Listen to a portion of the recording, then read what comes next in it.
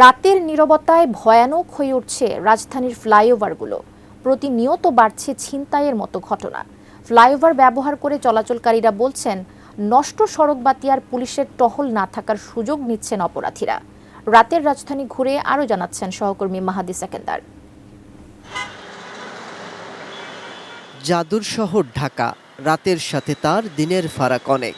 যেখানে দিনে জ্যামে জীবন হাঁসফাঁস, সেখানে রাতের নীরবতা জনমনে ছড়ায় আতঙ্ক, বাড়ে অপরাধীদের দৌরাত্ম্য।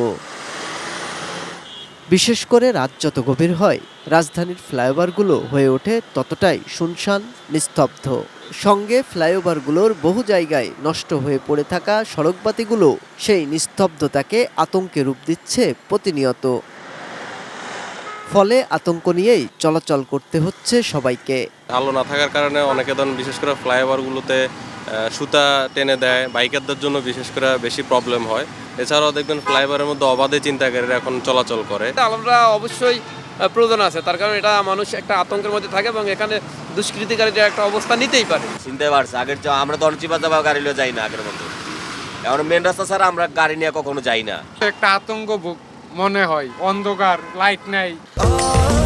স্বাস্থ্যকর অল টাইম ফ্যামিলি কেক, সব সময় all time healthy life. July বিপ্লবের পর এসব ফ্লাইওভার ও আশপাশের সড়কে টহল পুলিশ না থাকার অভিযোগ তো রয়েছেই। ঢাকার শহরে তো পুলিশের টহল নাই, হয়তো আপনি যেখানে আছে ওইখানে আর্মি সহ থাকে, তারা ওইখানে শুধু থাকে, তারপর আর নাই। যেমন ছিনতাইকারী ধরতে পারে, তারপর মনে হয় যে একটা নিরাপত্তা নেই, আমার কোনো ব্রিজে একটা লোক নাই। আমরা তো ভয় টুকটুক করি, অনেক সময় উপর দিয়ে যাইও না, পেছনদার কইলে আমরা ডরে উপরে উঠি না। পুলিশের টহলটা একটু বাড়ানো, যেন আমরা সেফলি রাতে যাতায়াত করতে পারি। মগবাজার মৌচাক ফ্লাইওভারের একাংশ রমনা মডেল থানার অন্তর্গত।